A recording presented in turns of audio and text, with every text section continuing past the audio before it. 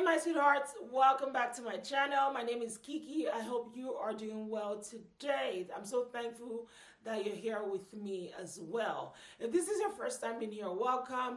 This is a place of love, happiness, and some fragrance education. Now I'm excited about today's video because I will be sharing with you my thoughts on a recent addition to my collection, and it is Andaluiza by J.U.S Perfumes. I've had this fragrance in my collection for about a month now, and I think it's time to let you know some things. If you'd like to hear my review, why don't you get settled, get hydrated, and let's get into the video. So J.U.S Perfumes, who are they? Well, J.U.S Perfumes, or J.U.S Perfumes, is a brand that was started by three friends in 2018 because they had the idea to create a brand that was a merger of the traditional standard way of making perfumery with creating ideas that were very ultra-modern and very contemporary. And that's how this brand came to be. My goodness, I love everything this brand stands for. First of all, they've been transparent about the ingredients being used. They have shared and they will keep sharing the ingredients, the formula, the materials used in all their products, be it natural molecules or synthetic ingredients applied.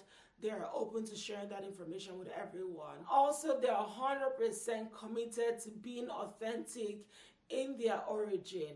That is by being 100% French, and that can be seen from the artisans being used to the suppliers of the materials to even the perfumers that were commissioned to make each product. And talking about perfumers, oh my goodness, that's my favorite thing about this brand, is that they have given creative freedom to each perfumer, 5 of them who were commissioned, to have that creative control on how they make their products and in the products that they make.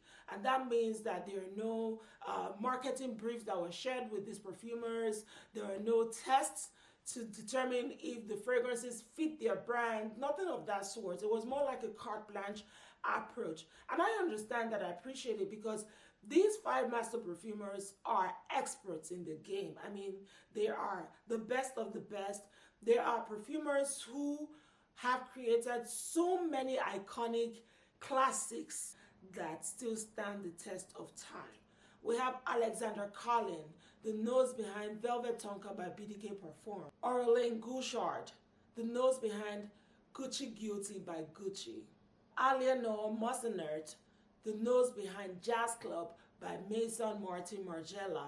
There's also Fabrice Pellegrin, the nose behind Safonade by Parfums de Marly, and Pierre Constantin Guéros, the nose behind Addictive Vibration by Initial Parfums, and also the nose behind Andaluiza, which is the focus of today's video. They're also focused on sustainability of the fragrances and packaging. If, let's say, a sprayer of your fragrance gets broken, you can actually get that replaced for free. You just need to let them know and they'll have you covered.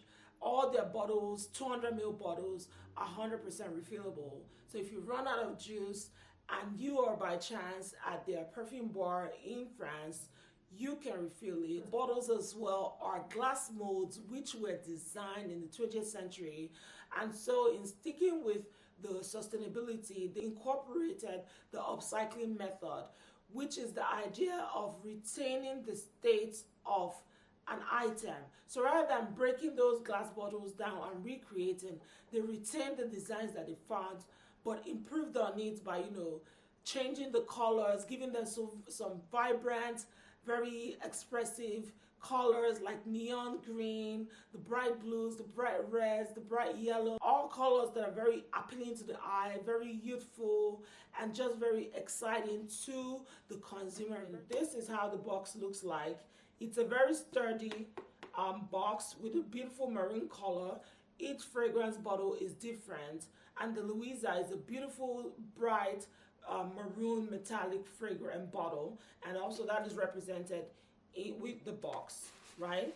So this is how it comes, very sturdy, so you're very sure and certain that your fragrance will stay in place throughout the whole shipping process. and so it sits in this beautiful space here, and it's locked this way. So I can already see myself using this as a brush holder. I love this color so much. Maroon is one of my favorite colors because I love the family of red, and obviously this falls within that. You have the name J.U.S. blown into each bottle, and then you have J.U.S. also here. So J.U.S. stands for Joyeux Unique Sensorial, which is literally translated as a unique sensory jewel. Also, J.U.S. is a nickname for JUS, right? So I love that there's a play in words with the naming of the company. All right, I digress. Let's get back to it. The notes in Andaluiza are at the top pomegranate and mandarin orange. At the middle, you have labdanum. At the base, you have amberwood, milk, tonka bean, and musk. This is such a strong and bold perfume. I was actually blown away when I smelled it the first time because it's very rich, it's very bubbly, it's very in your face, but in a nice way. I will tell you this, take away the milk and the rest is what you're going to get from this fragrance. However, the star players here are the pomegranate, the amberwood, and the musk.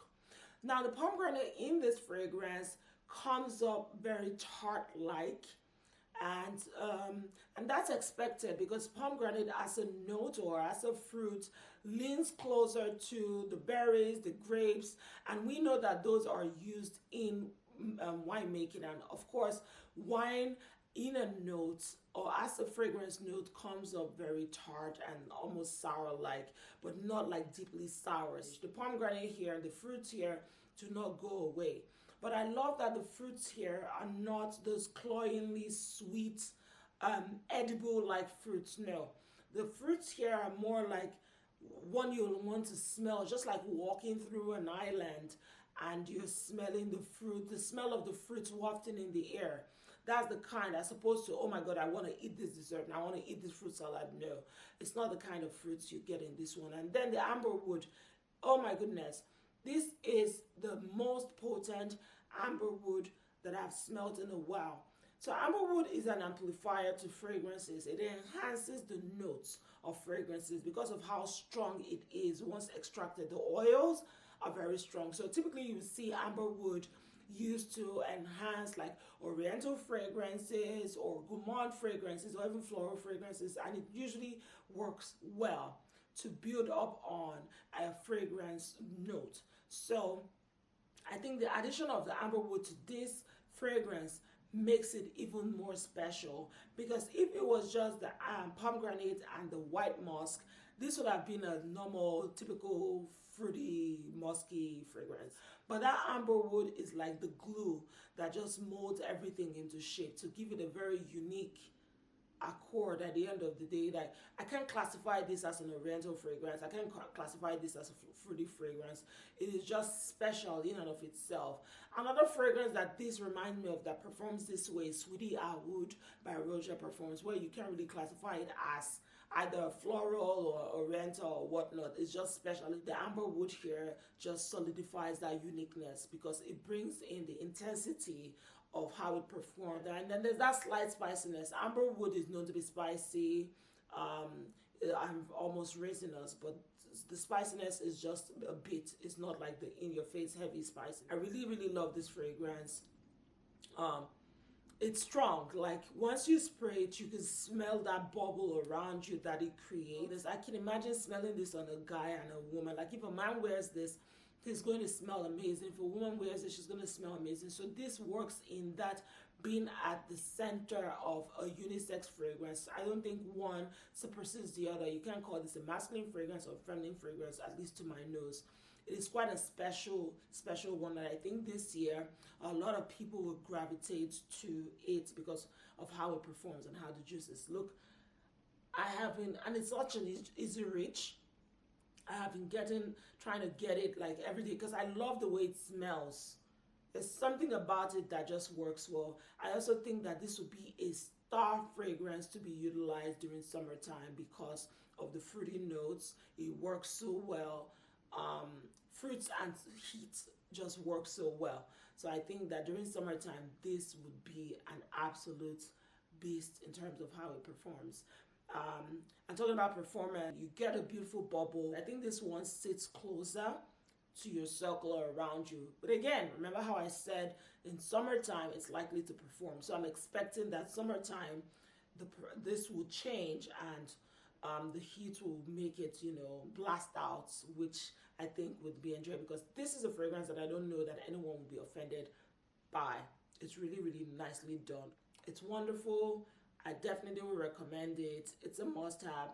I do not have a coupon yet, but Noel, who I learned about this fragrance from, does have one. So I'm going to put it in the description for you to access and at least get some discount off, so you can try this wonderful juice. So there you have it. That's my review of this fragrance. I hope you got something of value from what I have shared. If you'd like to learn about any other fragrance, let me know. I have so many that I look forward to bringing to you along the line. Look forward to my next video coming up this week. And yeah, let me know if you have any questions. Have you tried Andaluiza? What are your thoughts on it? Are you looking to try it? Is there a fragrance you think it might be similar to? Let me know. I would like to see more people get it so we can discuss and learn more about how it performs on you and what it smells like to you and all of that. Thank you so much for being here. Please take some time to check out my other videos. Like this video if you can, and please subscribe to my channel. The growth really means a lot to me, and I can't wait to see you next time. Take care of yourselves, and do not forget, you are beautiful.